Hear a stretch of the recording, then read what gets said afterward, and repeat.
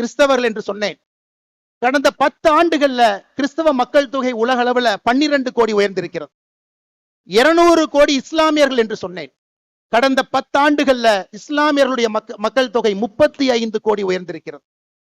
2050 முடியும் பொழுது 55 முடியும் பொழுது இந்த உலகம் இஸ்லாமியர்கள் பெரும்பான்மையாக இருக்கக்கூடிய உலகமாக இன்னைக்கு இருக்கக்கூடிய இதே நேர்கோட்டு பாதையில போனா இஸ்லாமியர்கள் பெரும்பான்மையாக இருக்கக்கூடிய உலகமாக 2055 மாற இருக்கிறது.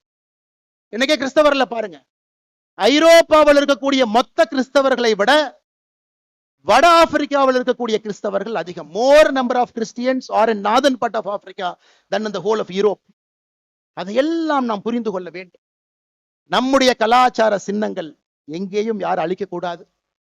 ஒருவர் கூட மதம் மாறக்கூடாது. மதம் மாறினவங்களை திரும்பி கொண்டு வர வேண்டும்.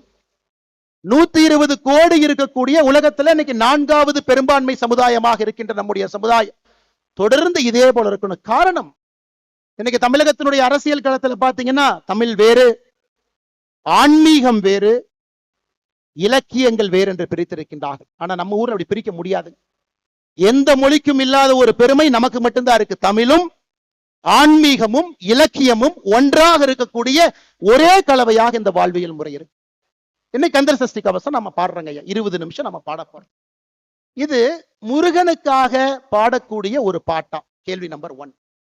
இல்ல இது ஒரு மந்திர நூலா? இந்த நூலுக்குள்ள ஒரு மந்திரம் இருக்கு, சில பேர் அதையும் சொல்றாங்க. அதையெல்லாம் தாண்டி கந்த சஷ்டி கவசத்தை மட்டும் பாடினீங்கன்னா போதும், இருக்கக்கூடிய எல்லா பிரச்சனைகளும் காணாம போயிடும். இது 3 விதமாக இலக்கியமாக பார்க்கின்றார்கள், பக்தியாக பார்க்கிறாங்க, ஆன்மீகமா பார்க்கிறாங்க.